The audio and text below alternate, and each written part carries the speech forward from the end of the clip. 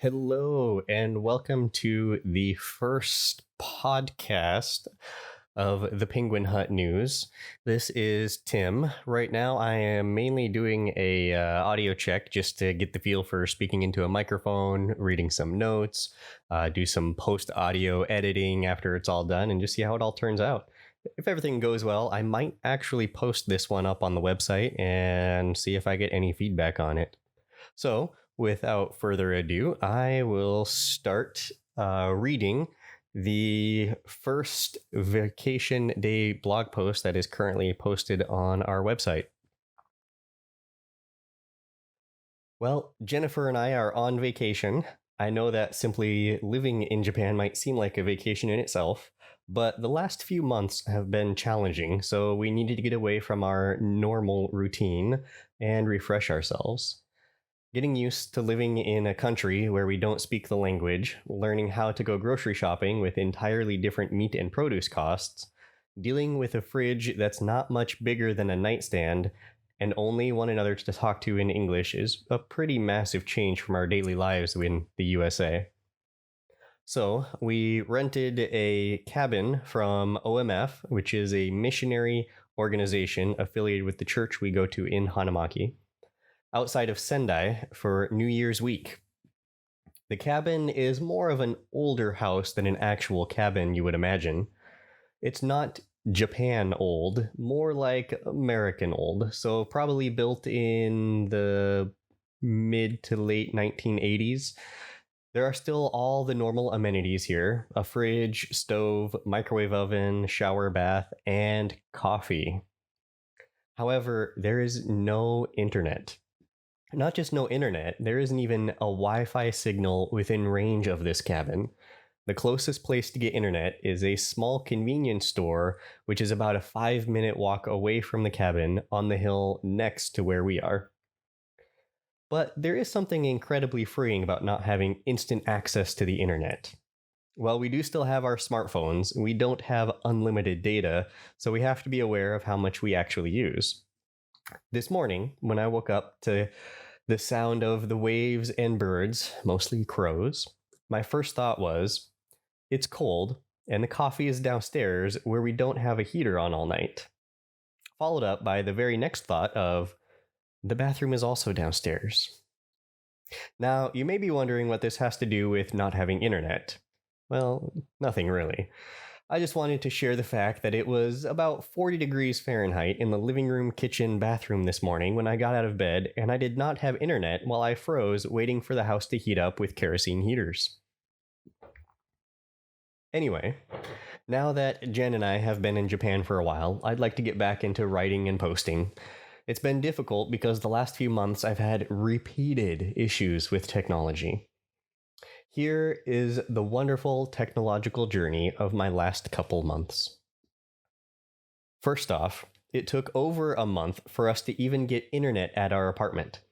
Then I had my computer's secondary solid state drive crash, which erased the SSD from the operating system. Now, if you're technologically inclined, you would normally think, just download an updated driver from the internet. Well, unfortunately, it was not that easy. When I said the SSD driver crashed, I mean the firmware driver of the SSD itself. So not only did it remove the SSD from being seen by Windows, it also corrupted all of the data on the SSD. So to get it working again, I needed to mount it as an external drive, format it with the firmware tool from the manufacturer. Instead of dealing with all that frustration, I swapped it out for the original hard drive, since I had the actual OS on an mSATA SSD. So I just needed the secondary drive for storage of videos and pictures and stuff. After getting the original HDD installed and formatted, I started getting some things figured out for our YouTube, made some updates on our website, and then the HDD physically died. So I switched back to the SSD, which had the crashed driver, reformatted it, and grabbed a new driver off the website so it could get recognized by my computer again. I also reformatted Windows on the mSATA to make sure everything matched up with a fresh copy of Windows and everything should be good to go again. After getting Windows back up and reinstalling all of my software again, I was informed that my Adobe Creative Cloud promo would end in a week, and if I wanted to continue to using Adobe Suite to edit photos and videos, I needed to pay $30 a month. Considering right now our only source of income is from Jennifer teaching at the school and my part-time teaching at Speak Up, so $30 a month is a very significant chunk out of our budget. Thus started my search to find a good video editing program that was either free or very cheap while still offering all of the features and easy to upgrade in the future if needed. So once I finally found a program, I started the process of migrating over my projects from Adobe Premiere, which wasn't too difficult, thankfully, but it was very time consuming. Then my primary MSATA died. So with all my computer background I've never actually had an SSD die on me before. When an SSD reaches the end of its usable life, it doesn't just stop working like most hard disk drives do. It will function exactly as it normally would until it tries reading or writing data on the dead section of memory. Then the computer just completely locks up until it forces you to reboot, which causes it to work exactly like a normal computer again, until it tries reading from the bad memory again. This is incredibly frustrating because it's very difficult to actually diagnose if you don't know what you're looking for. And as I mentioned, I've never had this happen to me before, so I just thought, oh shoot, another driver issue, another software that's causing my computer to have headaches. So my first thought was that I messed something up during the Windows reinstall I did. So I started over, performing all the formatting steps again, and eventually my computer was up and running, or so I thought. It wasn't long before it started locking up again and forcing a reboot again, so at this point I started to suspect that the primary SSD was going bad.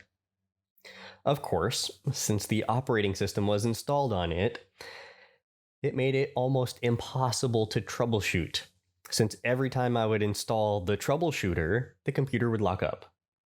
Normally, I would just remove the drive, mount it as an external drive on another computer, and troubleshoot it that way.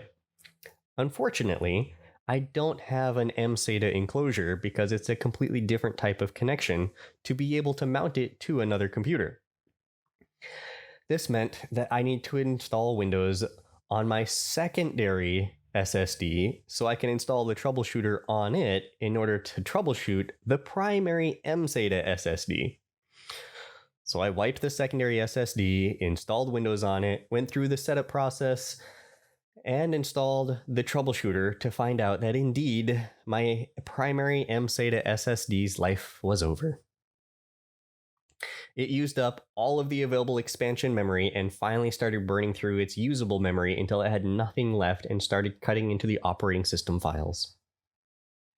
Another thing to note is that technology in Japan is expensive, to the point that it was actually significantly cheaper to order a new SSD off Amazon US, pay for shipping because we canceled our Amazon US Prime account to get an Amazon Japan account, and to pay for the import fees to Japan than it would have actually cost to get a new SSD off Amazon Japan or in a retail store in Hanamaki. And since Amazon US doesn't offer the lovely guaranteed 2-day shipping to Japan, it took about 2 weeks for my new SSD to arrive and to start my Windows and software installation process all over again. Finally, after getting my new MSATA installed as my primary SSD, swapping out my secondary SATA with a new one, and reinstalling all of the software again, I was finally able to start working on YouTube and the website again. However, after literally months of dealing with issues with my computer, the internet going in and out, reinstalling Windows and software, trying to organize photos and switch away from Adobe Premiere, I was seriously lacking in any motivation. It seemed like there was roadblock after roadblock, and every time I would make progress on something, another thing would crash or wouldn't do what I wanted, or just simply would interrupt me from my work. Thus, a complete lack of updates and posts to the blog and YouTube, and a trip out of town with my amazing wife for New Year's. During this time, we are praying for God to help us refocus our goals, refresh ourselves, and to reconnect with each other. I'm also using this time to jot down some notes and use the blog as more of a journaling platform to get kickstarted again without the distractions of our routine or Google. And with that, that is the end of the blog post that is currently up on our website. From this, I'll be doing some post editing, see if I can figure out some good audio tweaks to do to make it sound a little bit more normal, not hollowy, and I hope cut out the lovely sound of my computer fan in the background. And all in all, it looks like it's actually not too long of a podcast. Currently only 11 and a half minutes, which isn't bad. So if I can keep the average podcast to about 10 minutes, that should work out nicely. So without further ado, I will talk to you next time.